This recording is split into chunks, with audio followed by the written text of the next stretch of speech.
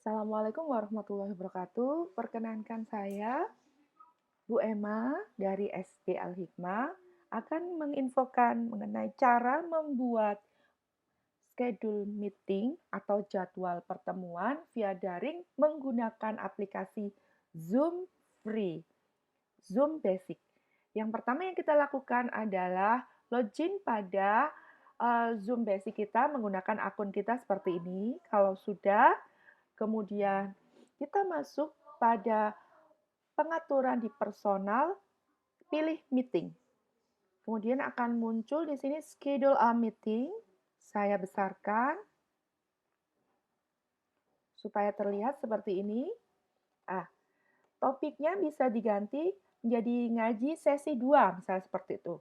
Deskripsinya oleh Ustadz Rofik seperti ini. Bisa ditambahkan keterangan lain, misalnya anak-anak harus mengisi dengan misalnya keterangan ubah nama sesuai dengan aturan seperti ini, misalnya 3D Razi. Beri keterangan seperti ini ya. Kelas spasi nama. Seperti ini. Contoh 3D Razi. Nah, kemudian kapan dilakukannya? Kalau hari ini berarti sudah betul tanggal 17 hari ini. Kemudian jam berapa? Jam 1. Misalnya jam 1 siang. Jangan lupa ini diganti PM. Kalau diganti EM berarti jam 1 malam. Nah, kalau sudah, kemudian berapa waktu yang diperlukan atau durasinya? Secara default atau bawaannya, kita hanya mendapatkan 40 menit karena free, karena basic.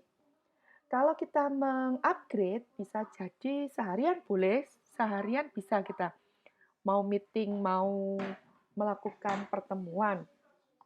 Kemudian time zone-nya kita ikut GMT plus 7 ya Bapak Ibu, Ustadz Ustazah, mohon maaf, Jakarta. Kemudian recurring. Recurring ini awalnya seperti ini. Recurring ini adalah penjadwalan sesuai dengan pengaturan untuk dilakukan berulang-ulang atau penjadwalan berulang.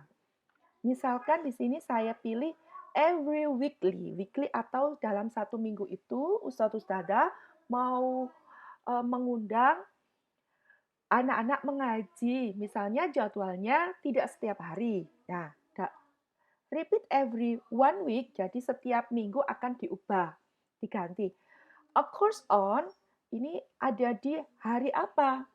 Misalkan hari Senin, Selasa tidak, Rabu, Kamis tidak, Jumat, Sabtu tidak. Bisa dicek seperti ini. Kemudian kapan berakhirnya? Berakhirnya misalnya di bulan September tanggal 5. Sesuai jadwal. Kemudian abaikan yang sebelah ini karena ini akan berlangsung berhenti undangan ini setelah 7 kali perulangan. Kalau misalnya mau diubah menjadi 3 kali perulangan, it's okay. Tapi tidak akan berpengaruh karena ini tidak dicentang. Kemudian kita juga bisa mengatur secara harian, misalnya daily, seperti ini. Repeat every 1 day. Berakhirnya kapan? Misalnya 23 Juli. Nah, ini bisa diatur mingguan. Misalnya ini selesainya di Jumat depan tanggal 24. Berarti ini 1 minggu berjalan seperti ini. Kekurangannya, hari Minggu juga akan ada undangan, tapi walaupun tidak diekspos ya tidak masalah. Jadi baiknya bagaimana terserah dari Ustadz Ustazah mau pakai yang weekly, ini di checklist semuanya kecuali hari Sunday dan Saturday juga bisa. Kemudian ini diatur sesuai keinginan, dan seterusnya. Terserah. Yang jelas, proses recurring meeting ini dimaksudkan adalah mengulang hari di mana Ustadz Ustazah melakukan inviting atau membuat undangan. Passcode-nya dibuat mudah saja supaya wali murid tidak bingung seperti ini, atau lebih mudah lagi misalnya dikurangi sampai 6. Kemudian, apa fungsi waiting room? Nah, kemarin ada ustadz yang bertanya, saya kok tidak muncul admit ya? Oh, karena kenapa waiting room-nya tidak di checklist? Waiting room bisa diatur uh, ketika nanti ini ya langsung di meeting ya, tapi akan mengatur setiap hari nanti akhirnya. Jadi sebaiknya diatur ketika pertama kali seperti ini membuat undangan. Kemudian video hostnya on atau off ketika pertama kali masuk. Kita on-kan saja. Partisipan bagaimana? Di-off-kan saja. Kemudian enable join before host. Ini maksudnya anak-anak bisa masuk sebelum acara atau pertemuan berlangsung atau meeting berlangsung. Jadi ini akan menghapus ini waiting room ya.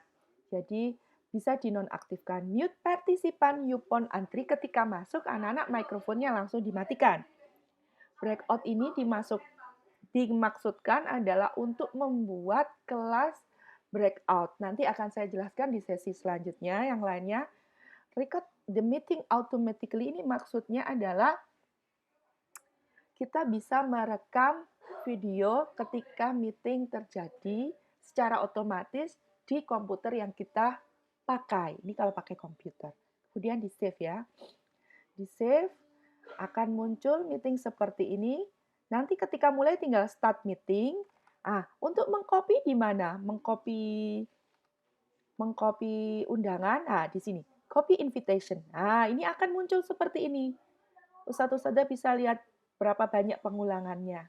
Nah, kenapa terlihat panjang seperti ini, tidak pendek seperti yang kemarin di-share oleh ustadz-ustadzah, ini memungkinkan agar terlihat oleh wali murid dan tidak tertumpuk oleh chat yang lain. Tinggal di-copy ya, ustadz-ustadzah, copy meeting invitation, kemudian masukkan ke WhatsApp sesuai dengan grupnya. Demikian sedikit tutorial dari saya, kurang lebihnya mohon maaf.